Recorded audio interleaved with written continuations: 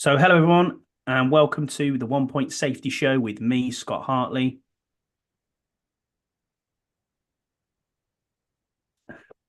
So, hello everyone. It's not. To me, it's not. Ah, I'm going to pause this, mate, because it's not working. There's a real lag on it as well. Oh, you don't want to see yourself, mate. You don't want to see yourself because it will take a. It does do that. But it's a massive lag on this, dude. So let me bin this off. Uh, shit. Back into the Zoom. Yeah, this content of meeting. Oh, for fuck's sake, is being sent to a third party. Yeah, that's what it said to me. Wait, I'm the host now for some reason. You burn yourself out. There we go.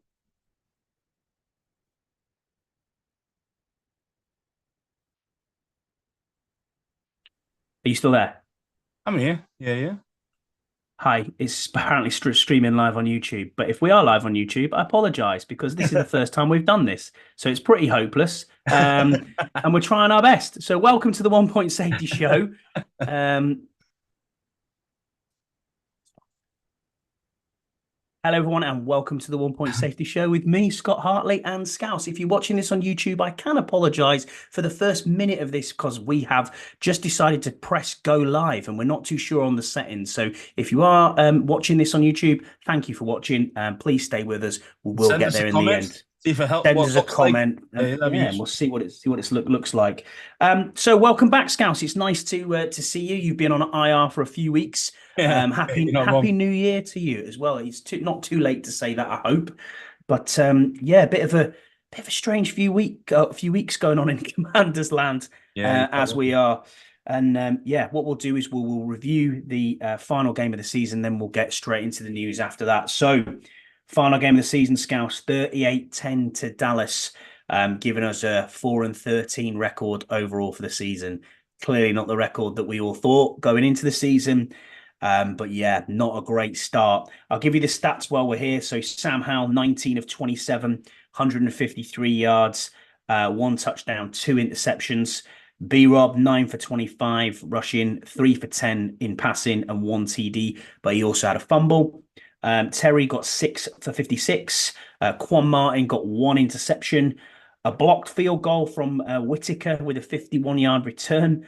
And that drops us with the second overall pick, Scouse. And Dallas wins the division, which again, the division has not had a back-to-back winner since Philly in 2004, so 20 years almost. So yeah, interesting. What were your thoughts on the game, mate? I mean, I didn't expect us to do well. I thought we'd keep it reasonably close for the first quarter and a half, quarter, something like that, which we did. To be fair, we weren't getting blown out at that point. Some guys made some plays, like you mentioned, the block field goal, which is probably the first time I've seen us do that in probably 5 years. I mean, that's how long ago probably was that we last time we blocked a field goal. So there was definitely some positives to it, but again, end of the day, when you're playing third stringers, fourth, fifth stringers against Dallas's first team, who are after a win because they have to for the title, for the divisional title, we were never going to win that game. Even if Yeah, there wasn't one of those weird and wonderfuls. Oh, it just happened this time. No, no, no, no. We were going to get battered, and he handed it to us near the end. So fair enough. yep, totally agree with you. I mean, I now went into this with absolutely no hope of winning the game whatsoever. So I kind of just went, oh, okay. And I think by the time it got to the fourth quarter, I was pretty much watching Red Zone, if I'm being honest. Not really interested. I was more interested in looking at the other scores around. Saints obviously did us a favor and got us there with that second overall pick because the snow game for New York and New England was awful. That was a real awful watch. Didn't like being in that late window because obviously it's a late night for all of us in the UK and for those around Europe and anyone else watching around the world. But yeah, they don't like them late kickoffs and being flexed into that position. So think on NFL for next year. Thank you for that. Anyway, we've got to get onto it. It is as expected. Black Monday came with the firings of a lot of the NFL head coaches, and we were no exception. Around the Scouts, world. yeah, they don't like them late kickoffs and being flexed into that position. So think on. I NFL. don't know what's happening there. Why we've got some sudden background feedback, but yeah. So yeah, it happened. Ron Rivera got fired, as expected. I thought they did a good job of it. I mean, I really, in a nice enough way. Ron obviously, we'll get into it, but Ron, he had a statement out saying thank you. Basically, he leaves with the best wishes. I did like the social media post saying like thank you, coach, and Josh Harris obviously did his own press conference as well, which we'll get into. And I thought the statement was pretty well written as well. That they mutually parted ways, which is what we expected to happen. What were your thoughts overall around the firing then, Scouse? Well, the writing was on the wall probably halfway through the season, to be fair. So I wasn't shocked by it.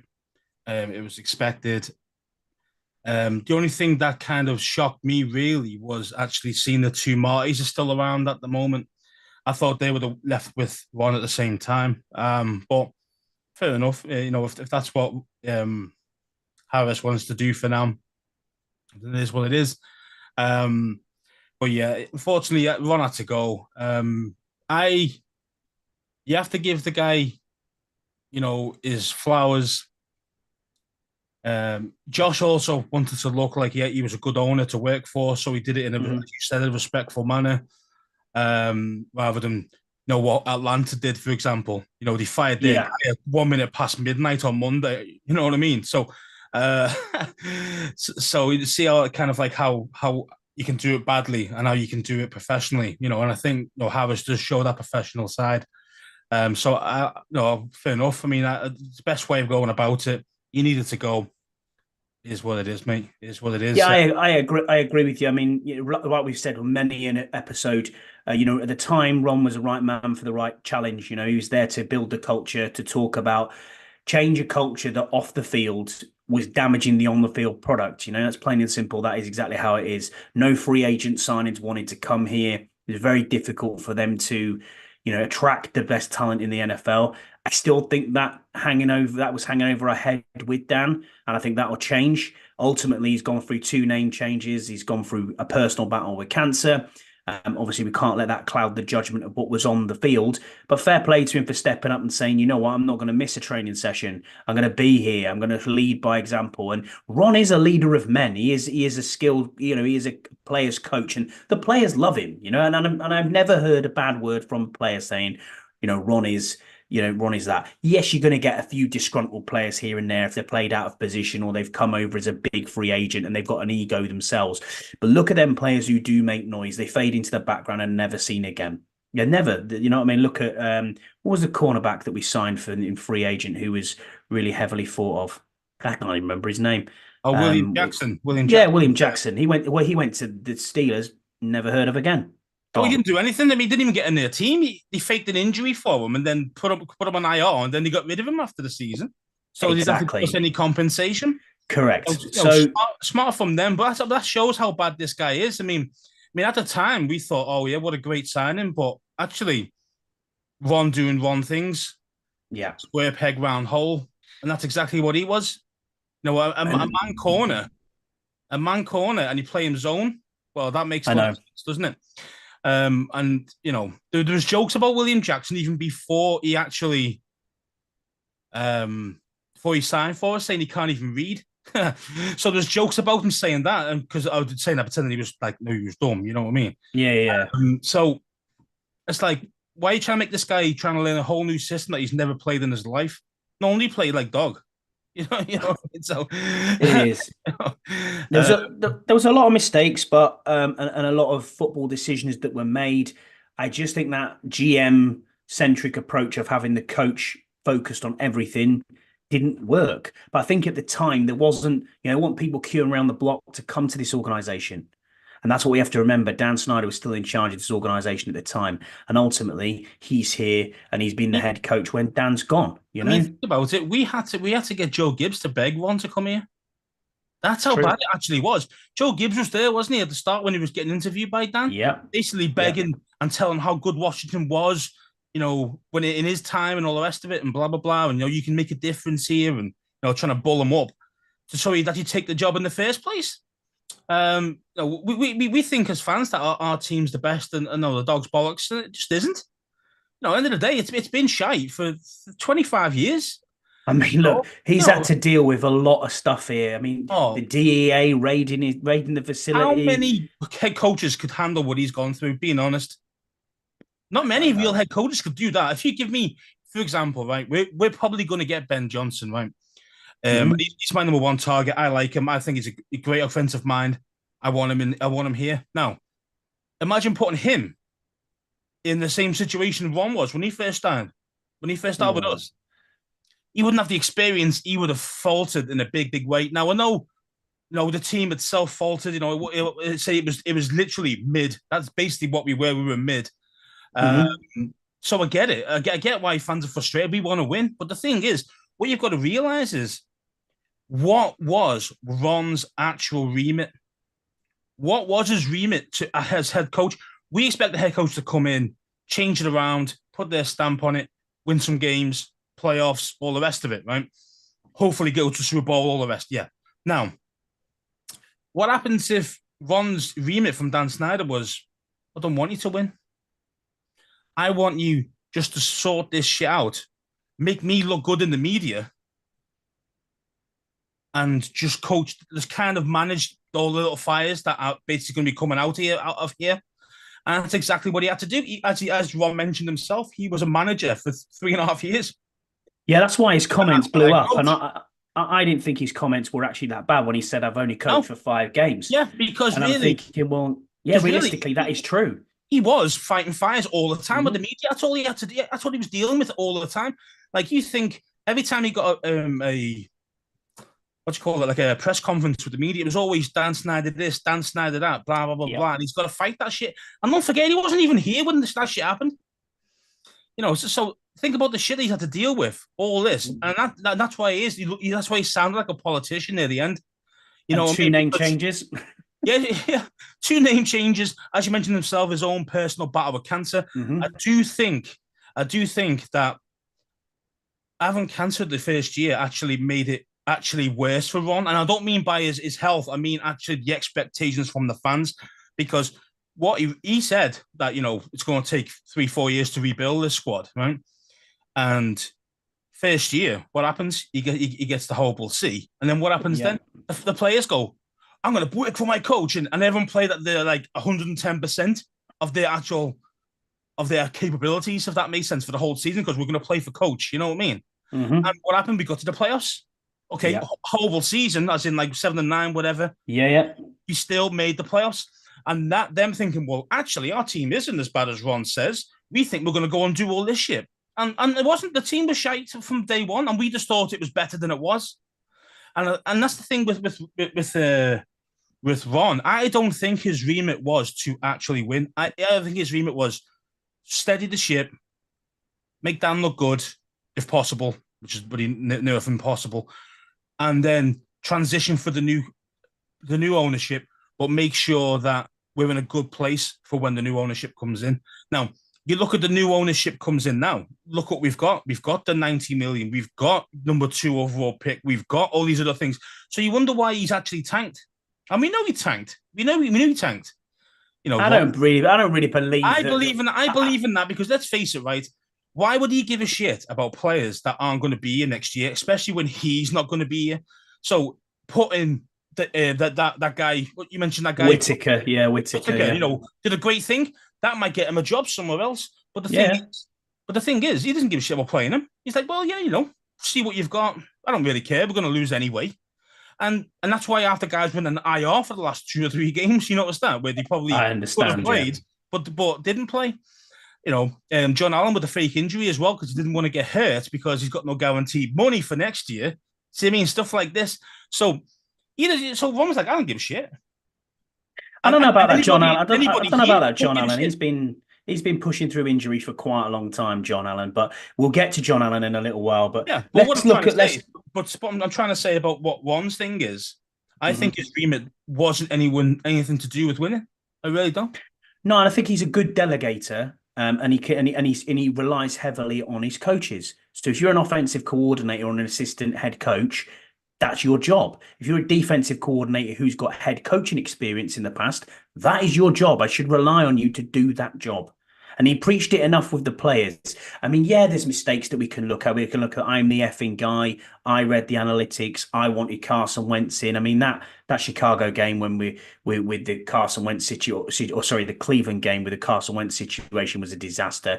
Overpaying for Carson Wentz, disaster, especially when Taylor Heineke ended up being the starter for most of the season. There's lots and lots of moves like that where you can look at. There's the obliteration of not getting a linebacker or spotting a linebacker when you were on the 85 Bears as a linebacker and your defensive coordinator played as a linebacker. Bizarre. Offensive line, lots of help needed. I mean, could you say that yes, these players that he brought in were ex all pros and pro bowlers? No. Yeah. They were, but they're absolutely horrible for us.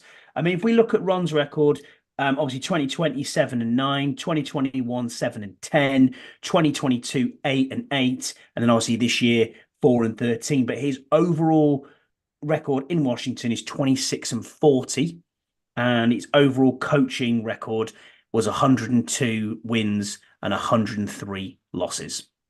He is the definition of mid.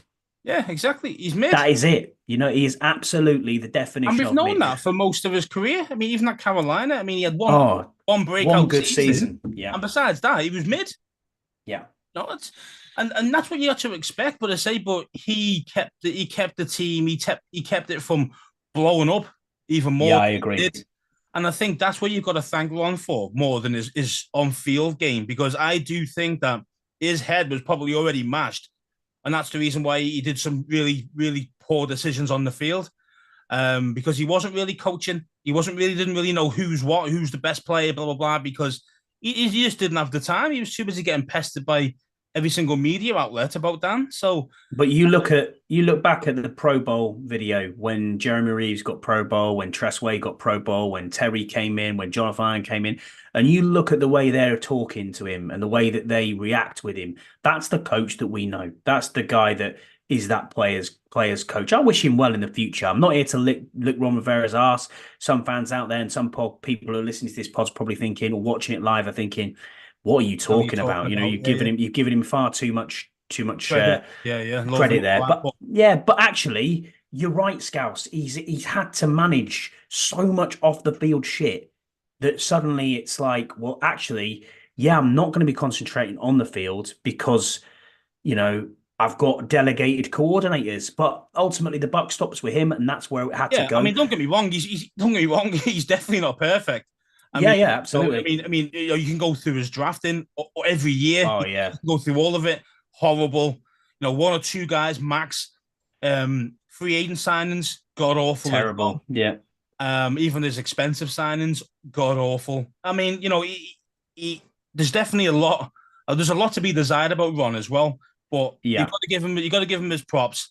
And his flowers for what he had to deal with 4 years of pure shit. Let's face it, of our 100%. And fair enough to him. I mean, yeah, he got paid well for it, but again, he doesn't need the money. If you think about it, he didn't need the money before he even came here. No, not really. No, but you walk away with 40 million and a settlement of probably 5 for next year. Yeah. Happy days. Do you know what I mean? It's one of them. Definitely. So. I mean, Josh Harris had a press conference on Monday. He explained to the media that he was going to be swift and thorough about, looking for the next general manager and obviously looking for the next head coach as well. And obviously that was, one of the questions that we got in. I think it was from Richard Cameron saying on a scale of 1 to 10, what did you rate Josh Harris at the moment? I mean, at the moment we'll get into Josh Harris and maybe we'll answer that question a little bit later on.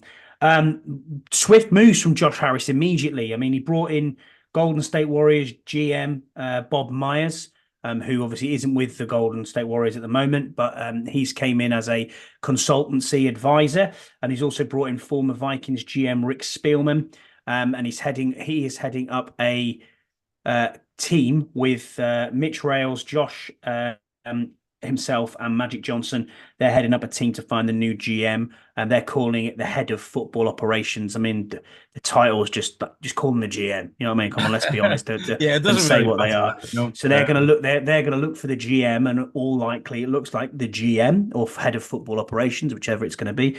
They will pick the next coach. The GM candidates, we'll go through them then. So we have Adam Peters, who is assistant general manager at the 49ers. He's the high candidate that everybody wants to get hold of and everybody wants to interview. Obviously, got connections to people who are in the Commanders building. So Martin Mayhew got connections with the 49ers. Bears AGM, assistant general manager Ian Cunningham. Eagles assistant GM Alex Halaby. Chiefs assistant GM Mike Borgonzi. And Browns assistant GM Glenn Cook. They were all the people who have been interviewed. And as of today, the news broke earlier from Ian Rappaport and Nikki Jabala that it's been narrowed down to 2 candidates. The first round of, obviously, interviews have took place in Josh Harris's Miami home. Not bad. If you can get up there. Have you seen a picture of his house? Unreal, man. It's just like, yeah. What?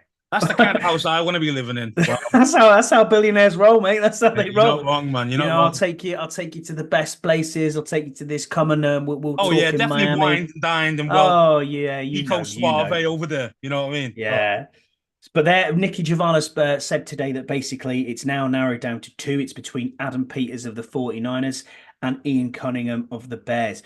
But they've both turned down further interviews with other teams. So Ian Cunningham's turned down interviews with the Panthers, with the Raiders, and with the Falcons. And Adam Peters has turned down the Chargers, the Falcons, the Seahawks, and the Raiders. Wow. So what does that tell you? Well, to me, that tells you that we are a highly sought after team at the moment. And for these new GMs, you can turn this roster over fast because the contracts won't limit them. They've got money.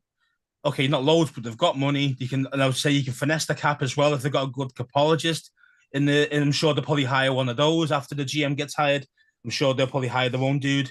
And yeah, man. I mean, I'm shocked about the Seattle one though. That he didn't go for interview for Seattle.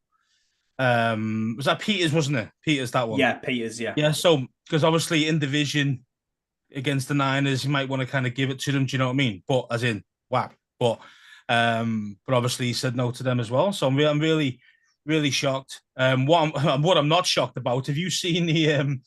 You mentioned the teams there that Cunningham had offers for. Yeah. I mean, would you work for any of those owners? Not for the Falcons owner. Not when you're getting fired at 1 minute past 12. Yeah, exactly. And he's the better one out of 3. He's the better one out of 3. I mean, you look at Mark Davis at the Raiders. Wow, crazy. You, me. Yeah. Pure crazy, dude. And then don't start me on Tepper. I mean, I know. No, he swills you every time he can. You know, so $300,000 fine for throwing a drink at a Jags fan. I mean, and he did intentionally mean that. I'd be like, I better be getting half of that cash, mate. If I'll be the guy being swilled, you know what I mean? I know what you're saying. I want to listen to that, bro. So Richard Cameron, part of his question that he sent into was saying on a scale of 1 to 10, how do you rate Josh Harris this week? What's been your thoughts on him? I think for me, he's the 9 out of 10. The only thing that could have been better would have been, as mentioned before, when they got rid of Ron, you should have got rid of the 2 Martys at the same time, personally. That's the only thing I could say. No, that could have been that would have made him a 10 for me if they did that at the same time. Just cleared out, got rid straight away. I understand why they kept him, but yeah, they got for this GM hire very fast. You're allowed to speak to these guys on the 8th. He had 5 interviews, or it was 3 interviews on the day after. Yeah. Then he's whittled it down already to 2 dudes already in 2 or 3 days. I mean, that's pace, and that's the pace you need to be going at if you want to be actually getting these guys anyway. To be fair, because as you say, 4 or 5 teams are going to be after these dudes that we're after, and I'm just really, really impressed about that they actually want to come here and they want to fight it out and do a second interview, because that's what they're going to be doing. But now instead of with all the owners, aren't they? They're going to do that, aren't they? With Mitchell Rails and that's what I mean. This part of this, so it's and all the rest of it, you know. Yeah, so. And Bob Myers there and Rick Spellman's in as well. So they've got ties as well with Adam Peters. That's why I think it's going to be Adam Peters, because this all goes back to 49er days. I think Rick Spielman's very close friends with him. So this is all set up for that. I mean, for me, how do I rate Josh Harris this week? I give him a 7 right now, purely because the 7. decision, yeah, because the decision hasn't been made yet. The pace of it, everything's on track. I like what he's doing. I think it's fantastic that he's doing everything, but he needs to nail his man now. And if he nails his man and he gets that right, that's going to be, that'll bump up to a 10 for me, because everything needs to be through this GM. Problem we have got is there is the experience side, which again I'm sure we'll get onto, and we have a question on that as well. And we'll talk a little bit more about that, because they've been assistant GMs for a long time. Maybe Adam Peters looks at this and says, "Do you know what? I'm not going to get in front of John Lynch in San Francisco. He's going to hang around for another couple of years. So I've got to try and make this my own." I mean, you're very high on Ian Cunningham, aren't you? And I mean, we'll get to another question that we've got in from X, and it's Scott G. So Scott G's asked us. He said, discussion. He said, to Peters. He said, Peters versus Cunningham. How excited are you on the step on having, one step closer to having a legitimate organization? Yeah, man. I mean, I am very excited with this. I've been, as you mentioned, I've been high on Cunningham, probably for about, a couple of months, at least 2-3 months now. When he first started thinking about GMs, Ian Cunningham was one of the guys that stood out, how well he was doing, and also his background. And it's not the Bears either that you need to think about with Ian Cunningham. It's the stuff he done previous. Minnesota and all the rest of them. He's been with 3 different teams, and he's done well in each place he's gone. And I've actually liked what he's doing at the Bears. Now, again, he's an assistant GM, so he hasn't got the final say. But he's obviously got a lot of input. Is it Polion or someone like that? Something like that. Yeah, something like that. But yeah, man. I mean, I'm really excited because let's face it, Cunningham was my number 1, and to be fair, Peters, I mean, he was right up there as well. I mean, to be fair, they probably were my top 2. Obviously, they've liked what they've heard. They think they're going to be the real deal between these two. I mean, why not hire them both? I don't think I like that, but I don't think one would take that. Peters could be the overall head of football ops, and then you could actually have Cunningham as actual GM. You could do, but then are they going to actually work together, or is it just a pay bump and they're happy? Or you don't know. I think you need one person running the ship. Then you get, as you said, your capologist. You've got Eugene Shen, your analytics guy, and you've got the rest of it falls into place. And then ultimately they're choosing this head coach who's going to choose his own staff. We'll get on to the head coach then. So there's 7 candidates so far for the head coaching position. There is Lions offensive coordinator Ben Johnson, the hot ticket in town. Everybody wants him. I also think the young offensive mind. I like what he's done with Jared Goff. I like what he's done with his play calling, with his scheme. Oh, it's fantastic. Look at what they've done with Amon-Ra St. Brown, who was pretty hopeless to start off with in his first year, and then even partway through second year, he is legit. And then you look at others that they've got there. They've got Gibbs, who's a fantastic find at running back. And I just think to myself, do you know that him and Montgomery both have run over 1,000 yards this year? Yep. Unreal. Both of them. Unreal. Unbelievable. And then you've got over 40 touchdowns as well between the team. Amon-Ra St. Brown's got over 1,500 yards receiving. Crazy. Yeah, and then look at the tight end. Laporta's got 10 touchdowns. He's so good as well, him. He is so good. He was he's got talent. But the difference is, Johnson knows how to coach these guys properly and get them in the right positions to win. And that's the reason why I want him here. He's my number 1 for head coach. He really is. He's got the other one. Go with it. The other one on the Lions is Aaron Glenn from the defensive side as well, who, why not? They're a good organization who are on the up. Why not interview them both? What I like about this list that we're going to go through, Scouts, is he's not just gone, oh, we need an offensive young mind. He's gone through everybody that is potentially available to look at, and names will maybe added to this list, but he's looking at this and saying, you've done something at your organization. Okay, we'll take a look at you. You don't have to be from the offensive side. You can be from the defensive side of the ball as well. We'll go through them. So we've got Ravens defensive coordinator Mike McDonald. I mean, look at what he's done with that defense over there with Hamilton, with the safeties who are there, with the cornerbacks are unbelievable. Ravens have got a fantastic defense over there, and he's probably the second highest candidate in the offseason. You've got assistant head coach at the Ravens as well, Anthony Weaver, Texans OC Bobby Slowick, who used to be here in town many moons ago. On the You're not defense, so on the yeah on the defense, defense. He was a defense. Yeah, you're not so high on Bobby Slowick. Obviously, you think he needs a little bit more time. And Me, this is a Slowick. coach. Yeah, I Yeah, like you were saying Slowick. it's a, I mean, you I were was saying it's a mentioning him. coaching carousel too soon. Yeah, I think I mean, you were saying, wasn't it? I was hoping for him last year, but Yeah, as you were. obviously not as head coach. I just think he needs a bit more seasoning, shall we call it? He's only had one good year as an offensive coordinator. Let's give him a bit more. Let's even do it 2-3 years, and then if he keeps continuing to do well, go with it, and then he'd be ready for a head coaching job at that point. I just think it's a little early for him, but yeah, great mind. We've got Cowboys defensive coordinator Dan Quinn, who's obviously been a previous head coach with what an awesome defensive coordinator he is. Oh yeah, fantastic. But head coach, he didn't really do it in Atlanta. Yeah, he wasn't great at Atlanta. He wasn't great. Special circumstances. Don't forget though as well. I mean, with experience, with time and experience, I think he'd be a brilliant head coach nowadays. And do you know that he's the highest paid defensive coordinator in the NFL? And I'm talking by a mile as well. Jerry loves the guy. Jerry doesn't want him to go. That's the reason why he didn't go last year. Because they paid him something like 18 million or something stupid like that for defensive coordinator. Yeah, it was ridiculous money. But Jerry loves him, and look at their defense. I mean, it killed us quite easily twice. So, yeah, man. I mean, where I could see Dan Quinn going is Seattle. I could see. Yeah, well, he'll go back to Seattle, won't he? Because that's where he was with Pete Carroll. So yeah, that makes sense. That makes complete sense. Yeah, I think he'd go back there personally. But and then the last one on the list is Rams defensive coordinator Raheem Morris, who also used to be on our staff many moons ago. So again, Raheem Morris has done it before with the Bucks. Been a head coach there. Didn't really work out for him there. I'm not sure if he'll be the answer. So out of that candidates, I mean, it's Ben Johnson and Mike McDonald. For me, they're the top two. Yeah, I think so. I mean, you haven't even mentioned Harbaugh. Well, is it real?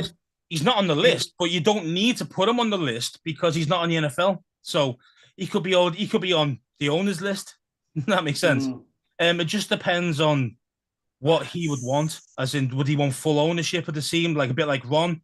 If he does, forget about him. If he doesn't, then he just wants to be a head coach. Maybe he could be the guy. But personally, for me, I want a young offensive mind. That's what I want because that's where the NFL is going.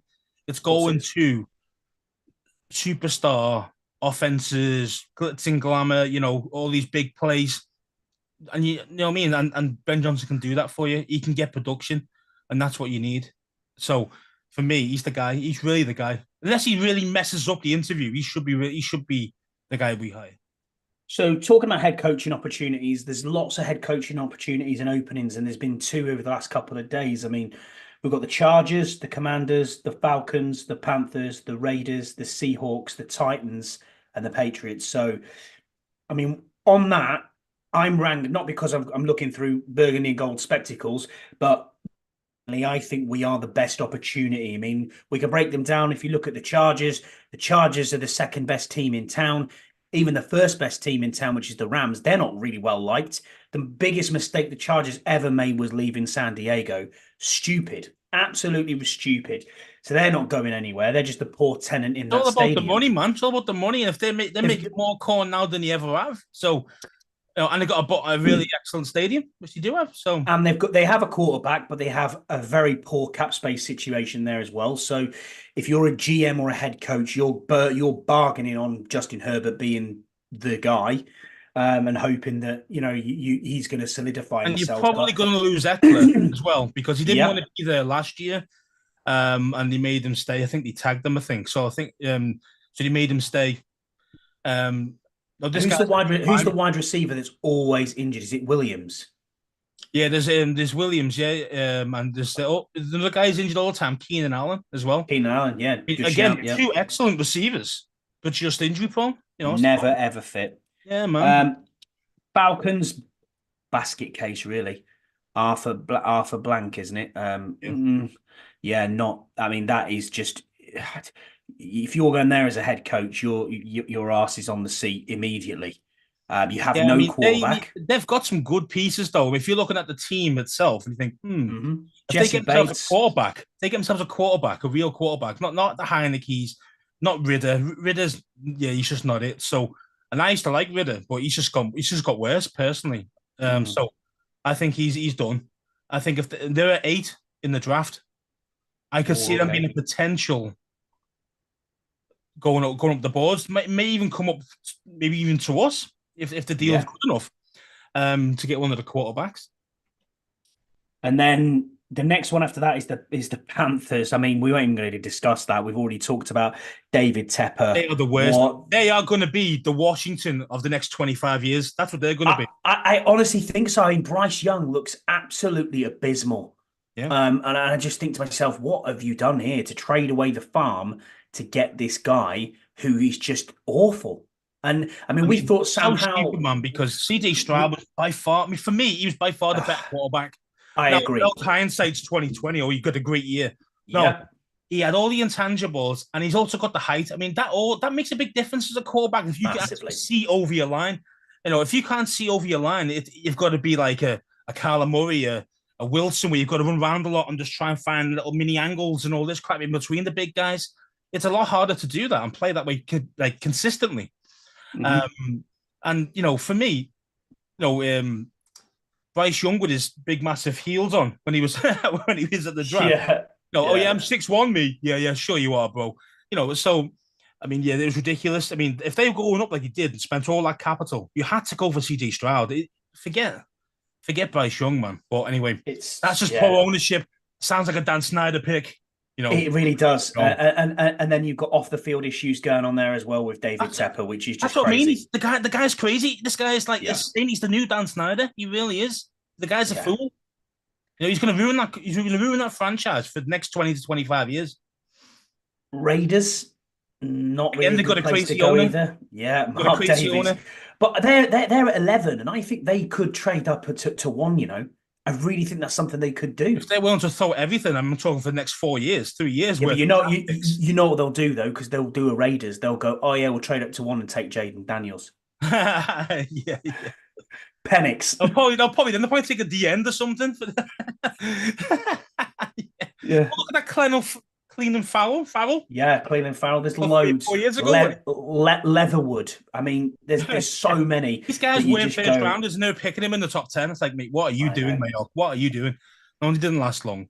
I mean, out of this list, there's the Patriots today, which is, Bill Belichick leaving the Patriots. It's clearly gonna Washington. He's always gonna go. Oh yeah, he's gonna go to Washington. He's gonna do this.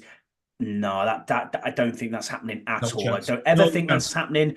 And I listen to people like Keim who aren't necessarily, they are plugged into the team, but they don't necessarily have the sources. But I'd rather believe them than someone on Twitter. Do you know what I mean? Who's talking shite.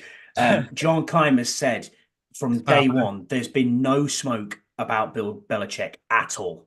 I mean, why would you? I mean, to be fair, this guy's a great coach. He's won so many Super Bowls. No. Tom Brady won them. Tom Brady won those things. And papered over the cracks of what Belichick was doing. Like, don't get me wrong, his defense has always been pretty good. And that's what he is. He's a defensive-minded coach. I get it. Yeah. So you could say, well, he did well with the defenses and blah, blah, blah. Okay. But as we've seen, since Tom's gone, he's been nothing. He hasn't even been 500. He hasn't been even a 500 rated for the records for the last 2 years. So these guys, they're not all that. So for me, he should, like Bill. I mean, how old is he now? 70 or 60? Is he? He's 70, on, man. He's 70 odd, I think. Getting on, man. So I think Pete Carroll's the oldest, but I mean, I was going to say the shocker for me was Pete Carroll going in at the Seahawks. Yeah, I was shocked as well. I didn't think he was his arse was on the hot seat. I didn't think at all. No, not at all. I think they just had enough. I think they just want a different voice in there. He's been there a long time as well. So 14 years he's been there. I mean, that is a long time. As a head coach, these are nightmare jobs. The Patriots and Seattle. Why? Historic franchises. They've won trophies like over the past 10, 15 years, both of them. You're losing your superstar head coaches because they're getting old and they're just not good enough anymore and a little bit outdated for today's NFL. So Yeah. you bring in a new stud, but the problem is, are the fans going to give him the time to turn it around? Because you've got to change everything in the system. You can't just plug yourself in and go, oh, this sounds good. The way Belichick did things, even though he's not there anymore. You've got to do it your own way and your own, like everything across the board. So the big jobs, them two, really big jobs. And I don't think rookies really should be going to them teams. They should be guys So who have I loads of I experience. think I think I know where they're going. So I think Vrabel, who was at the at the Titans, he will end up at the Would be a Patriots good because signing. He's he's the experienced. well He he was the and Pats as well. he was at the Pats and he's played for the A long Pats. So time. hello, that makes sense. Yeah. And Dan Quinn going back to the Seahawks is because he knows that system as well. And the system that he will play on defense won't be different to what Pete Carroll would have, you know, seen on offense. So the playbook isn't going to be that much different. So for them, I think them two will go there. But out of all of them openings, I honestly think we are the highest and the best opening because the roster machinations that we've got, 26 players out of contract gone, a whole turnover of a roster. You're a rookie head coach. You're going to get time under Josh. You're going to, he knows this is a rebuild and it's a successive period of going 1, 2, 3 years. Let's step up, let's step up, let's step up. Fans have just got to be patient. This is not necessarily going to be a Houston Texans where you get the guy in, you get the quarterback in, and oh look, bang, we're in the playoffs. I mean, what people you have to remember is that they are in a shit division. Yeah, they're in a shit division, but also what you got to think about with the Texans have actually done a lot of good things over the past 3-4 years. Oh yeah, they've been near the bottom all the time, sure, but what they've been doing, they've been getting quality pieces in the draft. And I mean, they started off with getting Laramie Tunsil, to be fair. I mean, and that cost them like three first rounders, something crazy to get in from Miami. And ridiculous money, like 22 mil per year. Then we're talking 4 years ago here. So the guy's on serious wedge, but he is a lockdown left tackle. That's what you want. You want you pay premium money for premium players. And then when it came to the draft, offensive line, receivers who are lightning fast. All of them are lightning fast and can catch a ball, deep ball. Yeah. Then you plug in, and don't forget loads of good players on defense that I can't remember top of my head who's really good there. But I can't remember the guy who's the rookie that they traded in for this last season. He's brilliant as well. He was really good. What they did, and then he dropped the quarterback in. You can throw a good deep ball. Boom. Yeah. You know what I mean? So, it's and Tank Dell was lighting the league up. Tank Dell was brilliant. One absolute find. I mean, fair play to Kyle. Kyle brought him up to my attention at the start a long time ago. Shout out to the Podfather. When I started watching Tank Dell's tape on college, I was like, dang, man, this guy's good. And they got him in the 3rd round. I mean, I know, it's crazy. Honestly, man, it's an absolute steal. And that's it. And this is the thing that you need those type of quality additions, and then you drop the quarterback in. That's what Ron was supposed to do, but didn't give us the actual quality players before dropping in shitty Carson Wentz. Do you know what I mean? No, yeah. So that's the problem. We didn't get it right with the head coach, and also the previous head coach before DeMeco Ryans.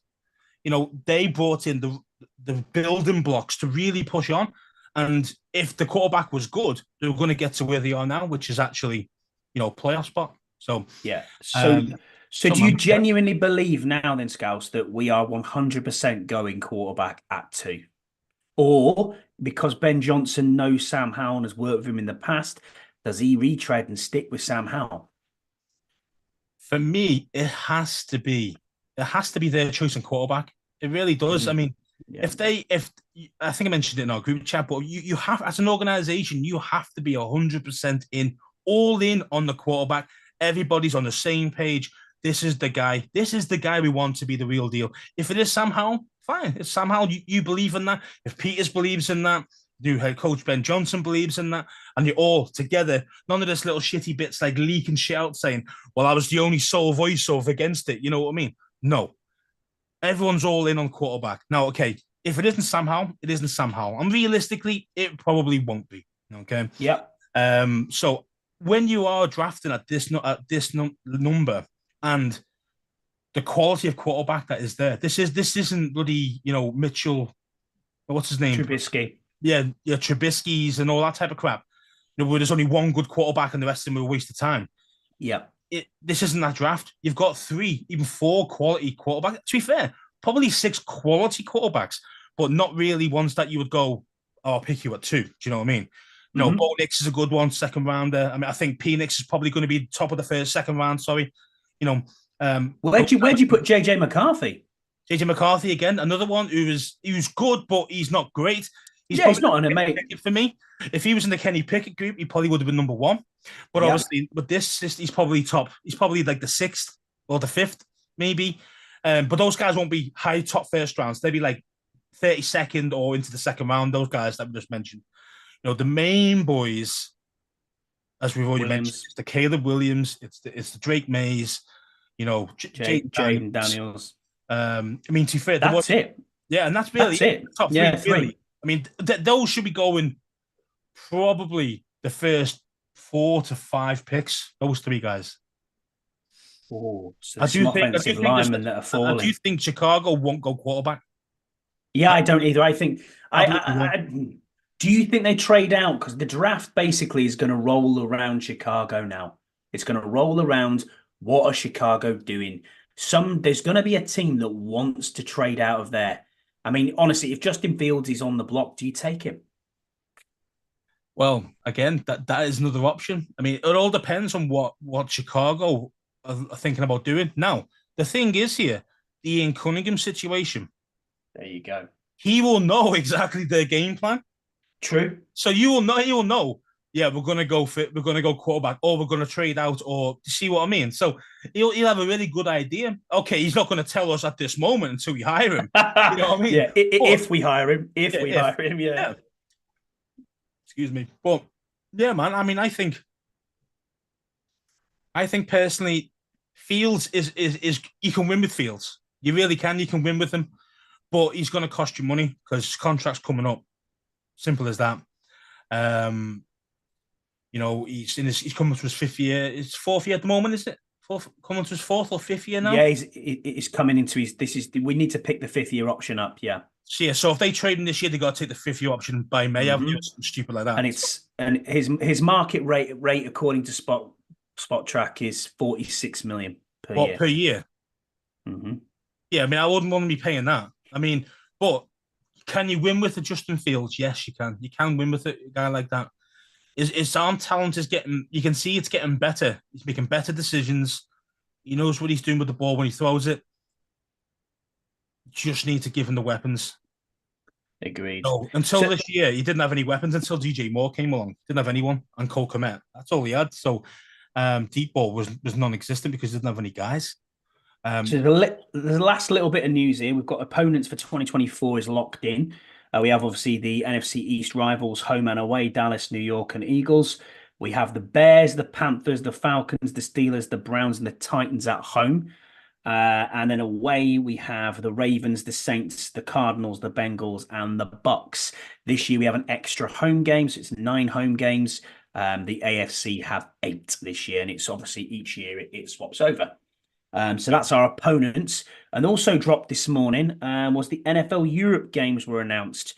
Very disappointing to us in Commander's Land, especially those over this side of the pond and those in Europe. We are not having a game so far, unless we are picked in Sao Paulo, Brazil. I really hope not, but it is what it is. So in Munich, at the Allianz Arena, but home of Bayern München, it is the Panthers. And then at Wembley, we have the Jacksonville Jaguars as part of their deal, which they have a 10-year deal with Wembley Stadium, funnily enough. And London, the London games at Spurs, at the Tottenham Hotspur Stadium, we have the Bears and the Vikings. The Vikings were there last year as well. In fact, this season they were here playing. So interesting. The Vikings are back in town again. I'm not impressed with this London games this year at all. I'm probably going to take my wife to the Jags game because I have to. That's what we do. What we do when she's a Jags fan. So I don't like sleeping in the car. So yes, Karen, you will be going to the Jags game. And yeah, that's pretty much it, mate. Really. I mean, what's your thoughts on the Europe games? Happy about it? Not happy about it? I know you went to one this year. I wasn't happy about it. I mean, the thing is, we didn't. I think Bros mentioned it in our group chat. You know, we tend to forget that a new head coach means he can't play international. Oh yeah, of course it Same does. Yeah, same thing with Hard Knocks. Hard Knocks. So Yeah, exactly. Yeah, so that's the problem. So if Ron was still here, we probably would have been a home team in London or Munich, probably. Um, so we missed out on an international game because of that, and I can't see us being. I'm hoping maybe next year they might make, because obviously we've had to make a concession this time around. yeah. Fell after because of new ownership and new head coach. Well, Maybe it'd be nice if you're in a next away. year. It'd be nice if you were the away team as well, so then nobody misses out stateside of a game because, as we've seen, it's 8 games at home next year. So this year we've got the extra game at home. So if it goes back one, not ideal. Um, I mean, we'll get into it then, Scouts. We'll finish off with our fan questions as always. No Scouts' sizzle this week, which I did want you to go through, but there's not a lot to sizzle about. So Yeah, we'll go for our the whole questions. team shit. It needs a rebuild. That's all it needs to be said. Do you know what I mean? So Yeah, it's true.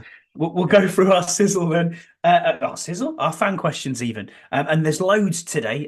So thank you, because obviously you've been on IR. I think everyone's just saved their questions. So thanks for getting in touch with us. So Scott G's first question, he asked, is it the NFL's mission to screw us UK boys over?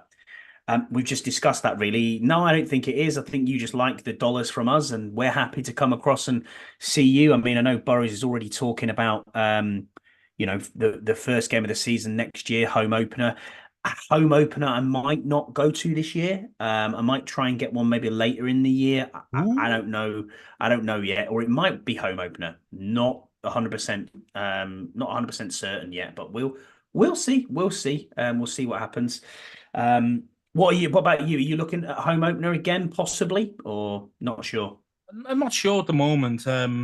Normally it's always a good time to go. Why? Because all the fan excitement's up and all the rest of it. So it's always quite nice the first game just because of that, and the weather's reasonably nice as well. Usually, yeah, that's true. I know it rains a bit, but it's quite warm. It's quite pleasant. So that's another thing. Whereas you go, plus actually, it's probably better season, that So it's probably better that we do go actually because we've not seen them lose yet. So on a home opener, that's what I mean. So... We're their good luck champ. Or if we go last game of the season when we're like 4-15, whatever it is, 4-13, yeah, 4 day, or 4-12 at that point, and then we just get smoked again. Nah, it's not worth money. So Richard Cameron's asked here, he says, do you reckon EB will still be in Washington at the start of the new season? And with the DC role also up for grabs, do you have any initial preferences of who you'd like to get the job? So we'll get into the EB bit first. I mean, for me, yeah, EB should be gone. He bet on himself and he failed. We've talked about his lack of adjustments, his making changes too late, and stubbornness, and the system just hasn't worked out this year. I mean, what are your thoughts on EB, Scouse? I know where you're going to go with this, but yeah, tell the world. He's been trash, man. I mean, he really has. I mean, you could talk about, he's scheming this, or he's always scheming the tight ends. But no, mate, he's not scheming anything. This guy doesn't have a real plan. He has his 15-play script at the start and just plays it play by play, hoping to God that it works. And 9 out of 10 it doesn't work. And then he's like, "Shit, what do we do now?" And he just doesn't. He doesn't change. He doesn't change from that. He doesn't change from that. And he set Howell up so many times to fail. I mean, shotgun on 3rd and 1s. What are you? And then calling a run play. Like what are you doing? It's just stupidity type play calls, and that's not helped Sam. That's actually ruined his confidence. I think Sam's confidence is shot. And it's going to take him a long time to get it back, personally. EB, man, for me, just needs to be gone. He sucks. He sucks. He needs to go. You can go back to Kansas City. Kansas City with, tail between his legs, back as an assistant. See you later. So the second part of that question was obviously, do you have any early front runners and preferences for the DC job? I mean, obviously, whoever we get in as GM is going to have to make that decision of who the head coach will be. And I would probably say, let's let the head coach make the decision of who the coordinators are. And that's what sensible people would do. If you have the choice of the people who are obviously on the hiring carousel, if they really want out any of them DCs who are on the head coaching carousel or were interviewing for the head coaching job. I mean, let's think about it. Mike, what's Mike Macdonald doing at the Ravens? Does he want to go back to Baltimore? Does he want to just travel a little bit down the Beltway? As a head, as a DC, though, there's no point, is there? No, but it depends what you're offering money wise, doesn't it? Cash is king. Oh Do you yeah, want well, to if you leave? offer him double his money, maybe you might come over. But besides that, you're really unlikely you're going to get a I lateral think like it's that. unlikely. Yeah, I think it's Especially when unlikely. they're Very like probably one unlikely. of the best teams in the NFL at the moment, the Ravens. So They are. They are. you Yeah. know, I I mean, can they see them might. going They all the they way. might win the Super Bowl. Who Yeah, knows? they could go. They could go all the way. The AFC is not as strong as it was, and they are pretty strong, to be fair. So. Mm. So yeah, I mean, for me, I've not really looked into the who should be our DC No, I haven't got a clue. because usually if you're gonna hire one of the defensive guys that you mentioned before, they're gonna be the DC. You know, as an head coach, I mean, like Yeah, you yeah, yeah. making McDaniel, for example, They'll you're call the plays. Yeah. he's going to be the call play caller. He's going to implement his defensive system and scheme. So you wouldn't need a true defensive coordinator at that point. You might have like an assistant, sure, but not a big name. Whereas for me, I'm looking at Ben Johnson. So I want Ben Johnson in, but he's offense. So that means EB's gone. But I've not really looked into kind of pure good defensive coordinators yet. I've not looked into that yet. Who would be ready to step up? Because I don't think you're going to get a lateral move guy coming across. I just don't think you will. No, I agree with you. I agree with you. And I think there will be changes, obviously, still to the lower end of the coaching staff. There's going to be positional coaches moved on. There's going to be still got the Martys in the building. They're going to get moved on. So there's going to be a lot of change, and it's going to be sweeping change, and it's going to be very quick. But as I think JP Finley said, someone's got to put the lights on. You know what I mean? I get where he's coming from with that completely. Just a couple more questions then. So Ed Helsky, Mr. Ed on Twitter, he asks, what are we going to take? What's it going to take to fix this Commanders mess of a football team? Well, start at the top, and I think Mm-hmm. and I think Josh is doing all the right steps he should be doing in the time that he's been allowed to have so far. So he's doing the right things. He's going to get one of these highly sought after GMs who obviously know what they're doing. They've been around a long time. Adam Peters, people are talking about him, and we're talking about agents here. Agents are talking about him, saying this guy's amazing, one of the best people to actually deal with. And at the moment he's an assistant. See what I mean? And everyone loves the guy. So and we're Yeah. talking agents. That's going to help us a lot when we're trying to get players coming over from free agency. If Peters is the guy already, that's going to put us at a higher level straight away because we're going to be able to get guys who aren't going to rip us off. We're going to get guys who aren't just mercenaries. We're going to get guys who want to win, who actually want it, and take maybe even team friendly deals at times. Which we Yeah, never had potentially. that for a long, long time. Right. Remember Pats when they used to win everything? They got these Yeah. ridiculously stupid, like low money. And we're thinking, yeah, was Yeah. this? That's the kind of things that Peters could probably pull out of the bag once in a while. So, Peters would be again another great hire, and I think you start there. If he's the GM as well, fair play. Start there and then get your head coach. You've got to start from the top and let these guys work. As Josh Harris, once he's hired these guys, once he's got all that done, all I want him doing is signing the checks and that's it. I don't want him doing anything else. No, upper management like that, ownership, stay out of it. Let these guys cook. Let them do their own work. Let them go from there and give them time to actually do it and implement what they need to do. Root out all the baddies that we don't want anymore. From maybe bad attitudes or whatever. Get rid of all those guys. And we're talking staff here, not just players.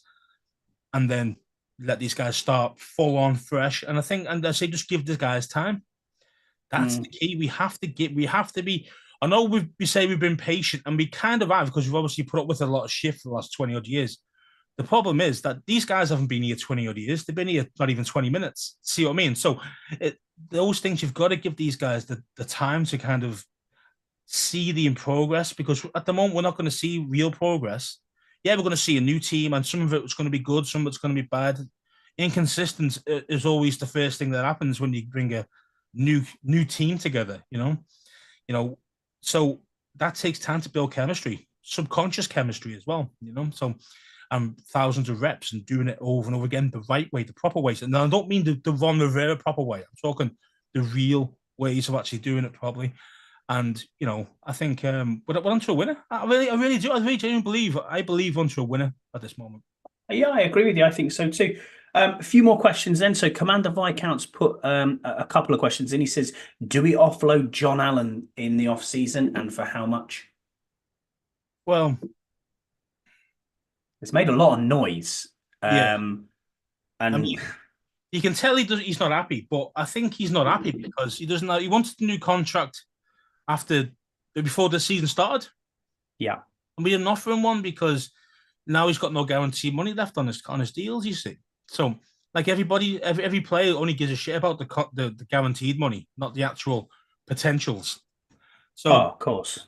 So that's the problem with John Allen. I think if you offered him a new deal today, he'd sign it. As long as it was. Would you offer him a new deal? Would I do it at the moment? I probably wouldn't. To be fair, I think we've got a couple of good youngsters there. Or Ridgeway, we've still got Payne, and Mathis is still there. He hasn't done much, but Mathis, if he gets himself actually in football shape, because I don't think he actually is. These guys can be useful for us. Yeah, we need an edge rusher. Yeah, sure. That's something we need to hit at free agency personally. But Brian Burns, that's what I'd go for. But again, he costs you a lot of money. But to be fair, he'd probably take near enough anything to get out of the Panthers. That would be ridiculous organization. But yeah, I'd take it. Would you take it? Do you think he could garner a second? You'd be lucky. Because I think you're going to get a third. I think you're going to get a third. Yeah, I mean that's probably all you're going to get. Really, you think, John Allen, he's one of the best D tackles. Well, yeah, but the thing is, his contract situation changes what he's worth to the other teams. So he's going to go, well, you trade me, fine, but I need to sign a new deal before I play anywhere. So, and it all depends on how much he wants. If he wants ridiculous money, that makes it even worth less, as in our pick, what we can probably get for him. So it just depends, really. But yeah, I think realistically, ended like a late second, probably third rounder, personally. Yeah, I agree with you. It's pretty crap. It is really. So is his next question, Commander Viscount, is: imagine you're the GM and want Caleb Williams. How much draft capital are you prepared to use to trade up to 1? Now, this is the question we were just talking about before, Scouse, because in all honesty, is someone trading out of 1? Because obviously Commander Viscount must think that they're sticking with Fields and that someone's going to trade up to take the number 1 pick overall. I'm not sure I would. I'm really not sure I would. Caleb Williams, again, yes, he's a local guy. Has it worked in the past with local guys? I don't know. The other thing is he's a bit of a diva. He's a bit of a, there was the whole hoo-ha about I want percentages in the team that I'm drafted to. Hasn't even declared for the NFL yet, which is the other thing. He's making about £8 million a year, or $8 million a year at the moment because of the NIL deal. Much? 8 million? Yeah. Well, no, this guy doesn't want to come to the NFL. So it's really difficult. I think that Chicago could stay pat. They could stay with the number 1 and take Marvin Harrison Jr. They could, but and again, because the problem you've got is if they go, all of us, they are. If they go back and they go, yes, we'll trade. Let's just say it's the Raiders at 11. What are you realistically going to take at 11? Because you're not going to get the offensive lineman that they don't actually need because they've got a decent enough O-line. Yes, you might need a right tackle, but honestly, I don't think they need to upgrade on the O-line. The only issue they have is putting weapons around Justin Fields. Mm-hmm. So Marvin Harrison's gone. If you're, do you take the second best receiver? Is it Duze there, the guy from Washington? I don't know if he's there at 11. He might be there. He probably will be there at 11. You probably will be there at 11, maybe. But... Or do they go to 4 with Atlanta and go, you know what, I'm going to trade there? This is the Arizona. Yeah, exactly. This is the mind games that we're gonna get. We're all going to be second guessing them, and the GMs team's going to second guess them, and this is why they can drive you insane sometimes. But so I honestly think if we get Ben Johnson as our head coach, we will take Drake May. Really? You think Drake May? Yes, because he's then got the North Carolina connection. Everything is Yeah. there for North Carolina. He's coached him before. He knows what he's there for. He knows Sam Howell's game as well. He knows how he works, so he can look at that and say, "I've got two quarterbacks who I know I can rely on and can play in my system." Mm-hmm. And there's nothing wrong with Drake May. I think he's a really, really good quarterback. I can't remember the guy. I'll find who it is on Twitter, and I will tweet it out to everybody. But there was a 7-minute film breakdown of Drake May, and when you break it down, this guy's properly going through analytically. This is the arm movement. This is what he's seeing downfield. This is how he makes that throw.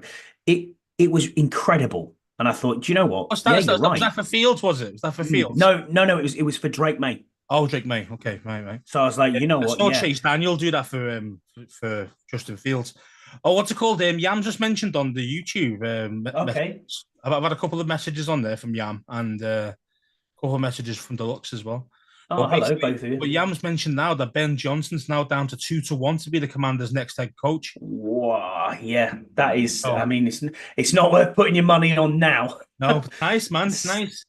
It's nice. So, I just think, yeah, man. I think I'd say everything's on the up for us here, man. As long as these guys make the right choice, because all the owner can do is, if he stays out the way, is to hire the GM and let the GM work. So, if you obviously from a fan perspective and from what we've seen from these past guys' resumes, the two guys that are going to be, Peters or Cunningham, these guys look like they're ready to step up to be the real deal. And if they are the real deal, then we're only going to keep going up and up and up. Because we can't get any worse. Let's face it. We're number 2 in the draft. Do you know what I mean? So we can't get any worse. So let's see how it goes. I mean, I think Jan mentioned as well he likes May, but but May's a bit vanilla sometimes. But again, I understand where he's coming from. I completely understand where he's coming from. I mean, Caleb Williams is this generational talent, and I'm not dismissing Caleb Williams at all. So please don't take my comments I mentioned before by saying he's a little bit of a diva. He is an unbelievable player, but we hear the term every year, generational quarterback. And because we haven't found that yet, especially in the time I've supported them, even the time you supported them, Scouts, every YouTuber out there who's doing this for the Commander, no one has seen a quarterback that you could viably say is a franchise dude. Maybe you could argue Kirk Cousins. You could argue RG3, but not really. But again, you can't do that with 1 year. I know it's 1 year. That's how good it was. You can't. I mean, I've seen people I've seen people on Twitter arguing now that Peyton Manning had worse stats than Sam Howell. Well, he did. He did. It's factually, yes, he did. But it's a totally different situation. Yeah, so Sam was a number 1 overall pick. Yeah, I know. But Sam is. And them days, quarterbacks got time. Yeah, they did. You don't get time anymore. You expect to hit the ground running. It's exactly it, Scouse. It's what have you done for me lately, isn't it? Yeah, and that's exactly and that's the problem with the NFL today. Yeah. That's why it's so impressive what CJ Stroud's done. But unreal. But as I say, normally every rookie quarterback comes in tends to struggle. Besides these gimmick offenses, the RG3s, but even then that was 11 years ago now, 12 years ago. Yeah, it was. Oh, it's a long time ago now. Those things. So, you them days you'd get more time. You even like Kirk Cousins. If Kirk Cousins came out now today, he wouldn't get a shot because he was god awful for the first 1.5 seasons. He was shite. You never would have got a shot. Again, he would have been out the door or he'd be a backup somewhere and he wouldn't even be earning any money. True. So nowadays you've got to be these superstars, or you got to be able to hit the ground running fast 1 season, and then that's it. You've got to be on it straight away. Otherwise, you're going to be losing your job because the team will just hire another quarterback. They'll just draft another quarterback. They will indeed. You're right, and that's why it's good to have the stability of the ownership group that we've got at the moment in Josh Harris to understand that actually, we're going to be okay here. We're going to be fine, and it's going to take a 2 to 3 year rebuild, and we're going to build it as we've spoke about before. Well, that about does us, Scouts, really. That is our questions. That is our fan questions. If you submitted a fan question, we really appreciate you doing that. I hope I haven't missed anyone out. If I have, I apologise profusely. I don't think so. But yeah, first time live on YouTube. Hope this has worked out on YouTube. Yeah, probably. Apologies if I'll you're probably listen listening to back and it'd this. be awful, but Oh, it probably will be. But um, if you're listening to this on the download on the podcast, I apologize for the start of this because obviously we're tinkering with it, but we will get used to it. Gonna go live again next Thursday in your feed, so please join us if you can. Thanks, everybody. bye.